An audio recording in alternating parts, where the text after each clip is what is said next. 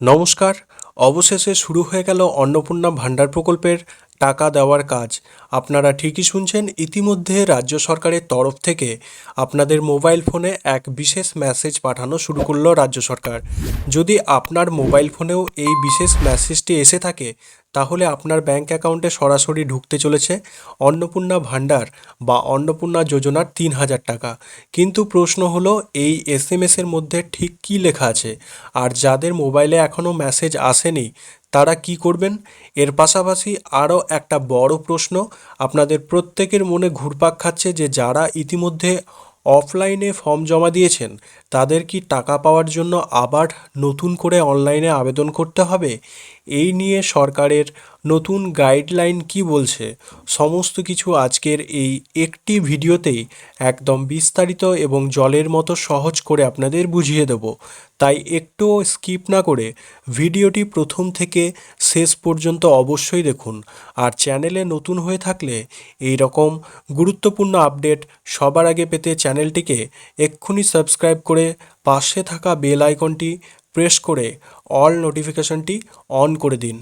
এবং এই অন্নপূর্ণা যোজনার যারা টাকা পান এখনও পর্যন্ত পাননি তারা কিভাবে টাকা পাবেন সব কিছু জানিয়ে দেবো।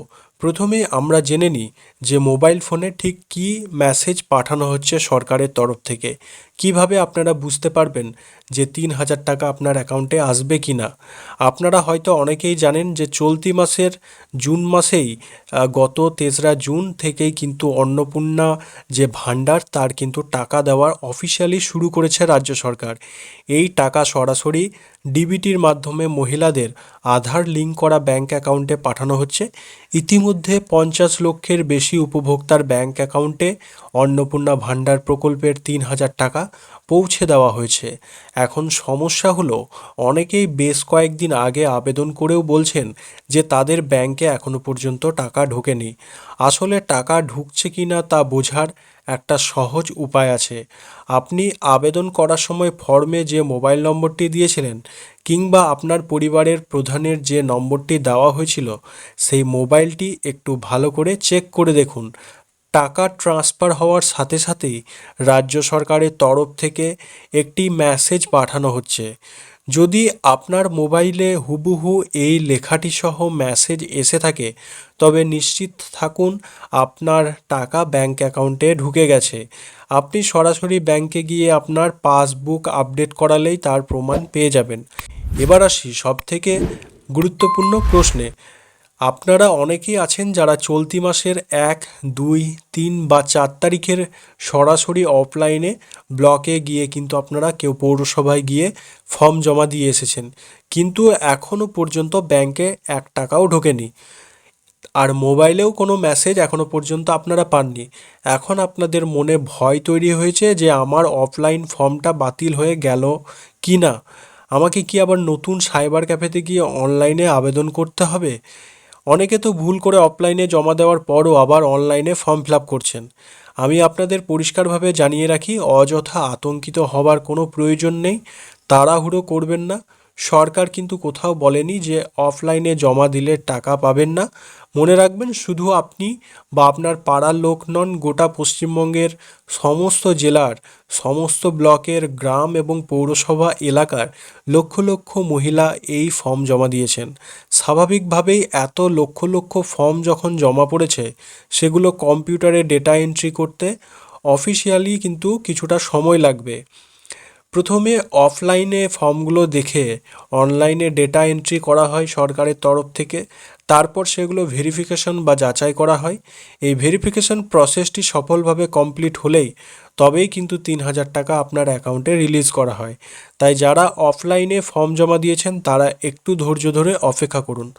তবে এখানে একটা গুরুত্বপূর্ণ বিষয় আপনাদের জানিয়ে রাখি, পশ্চিমবঙ্গের বেশ কিছু জায়গায় কিন্তু এখনও অফলাইনে ফর্ম জমা নেওয়া কিন্তু বন্ধ করে দেওয়া হয়েছে।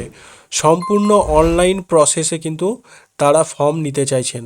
তাই যারা এখনও পর্যন্ত কোনোভাবেই আবেদন করেননি বা ফর্ম জমা দেননি, তারা সরাসরি অনলাইনে স্টেপ বাই স্টেপ আবেদন করে দিতে পারেন। অনলাইনে প্রসেস এখন অনেক সহজ করে দেওয়া হয়েছে। যারা অফলাইনে অলরেডি জমা দিয়েছেন এবং কিছু ভুল ইনফরমেশন ভুলবশত দিয়ে ফেলেছেন, তারা যদি মনে করেন তারা নিজের সুরক্ষার জন্য কিন্তু অনলাইনে আরেকবার সাবমিট করে দিতে পারেন। তাতেও কোনো বড় সমস্যা নেই। যখন আধিকারিকরা ডেটা এন্ট্রি করবেন আপনার মোবাইল নাম্বার এবং আধার নাম্বার দিয়ে, তখন আপনার ফর্মটি অটোমেটিক ভেরিফিকেশন প্রসেসে চলে যাবে। অর্থাৎ আপনারা কিন্তু একটা মোবাইল নাম্বার দিয়ে কিন্তু আবেদন করবেন। অর্থাৎ অফলাইনে যে মোবাইল নাম্বারটা দিয়ে আপনি ফর্ম ফিল আপ করেছেন, অনলাইনের ক্ষেত্রেও কিন্তু সেই নাম্বারটি দিয়েই কিন্তু আপনি ফর্ম ফিল আপ করবেন, নতুবা সমস্যা হতে পারে। এবং অনেকের মনে সংশয় থাকে যে ভেরিফিকেশন হতে হতে যদি জুন মাস পার হয়ে যায়, তাহলে কি জুনের টাকাটা, অর্থাৎ এই জুন মাসের টাকাটা আমি আর পাবো না? এখানে আপনাদের জন্য একটা দারুণ সুখবর রয়েছে যে এর আগে রাজ্য সরকারের যুবশ্রী বা যুবসাথী প্রকল্পের ক্ষেত্রেও ঠিক একই রকম হয়েছিল। সেখানেও লক্ষ লক্ষ ফর্ম জমা পড়ার কারণে ডেটা এন্ট্রি করতে অনেক দেরি হয়েছিল, কিন্তু সরকার কারোর টাকা আটকে রাখেনি।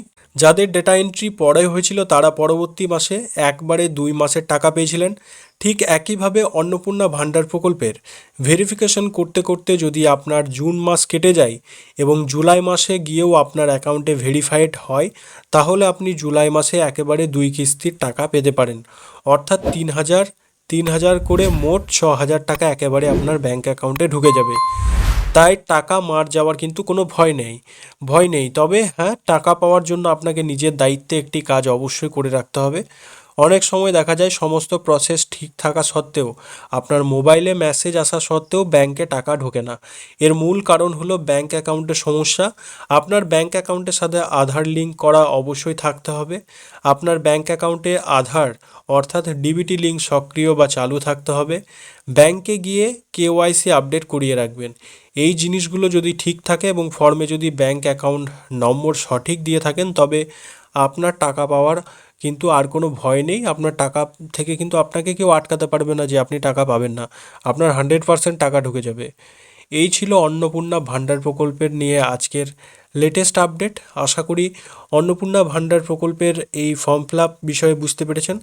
একটা বিষয় আবারও জানিয়ে রাখি, যারা অফলাইনে ফর্ম ফিল আপ করেছেন, কোনো নিজস্ব ভুল করেছেন, কারোর আয় অর্থাৎ বার্ষিক আয়ের জায়গায় কোনো একটা ভুল লিখেছেন, বা প্যান কার্ডের জায়গায় কিছু একটা ভুল করে ফেলেছেন, বা সদস্যতে কোথাও ভুল করে ফেলেছেন এবং ফর্ম জমা করে ফেলেছেন, আপনাদের বলে রাখি আপনারা পুনরায় চাইলে অনলাইনে ফর্ম ফিল আপ করতে পারেন, কিন্তু অফলাইনে যে নাম্বারটি দিয়ে আপনি রেজিস্টার্ড করেছেন, অর্থাৎ হাতে লেখা ফর্মে যে মোবাইল নাম্বারটি দিয়েছেন ওই মোবাইল নাম্বার দিয়েই কিন্তু আপনি অনলাইনে ফর্ম ফিল আপ করে দিন। তাহলে কি হবে, অফিসাররা বা স্টাফেরা যখন এই আপনার ফর্মটি পুনরায় তারা অফলাইনে ফর্মটি যদি তারা রেজিস্টার্ড করতে যায়, তাহলে তারা দেখতে পাবে যে আপনার ফর্মটি অলরেডি পোর্টালে অ্যাড হয়ে গেছে। সেক্ষেত্রে কিন্তু আপনার কোনো সমস্যা হবে না। আলাদা আলাদা নাম্বার দিলে দুটো আলাদা রেজিস্টার্ড হয়ে যাবে, সেক্ষেত্রে ভেরিফিকেশানে সমস্যা হতে পারে। তাই এই বিষয়টি আপনারা খেয়াল রাখবেন। এবং ভিডিওটি ভালো লাগলে এবং ইনফরমেটিভ মনে হলে আপনার পরিচিত সমস্ত মা বোনেদের সাথে, বন্ধুবান্ধবদের সাথে প্রচুর পরিমাণে শেয়ার করে দিন, যাতে এই বিভ্রান্তি সবার দূর হয়। আর লাইক করতে একদম ভুলবেন না। দেখা হচ্ছে পরবর্তী কোনো গুরুত্বপূর্ণ আপডেটের সাথে। ততক্ষণ সবাই ভালো থাকুন, সুস্থ থাকুন। ধন্যবাদ।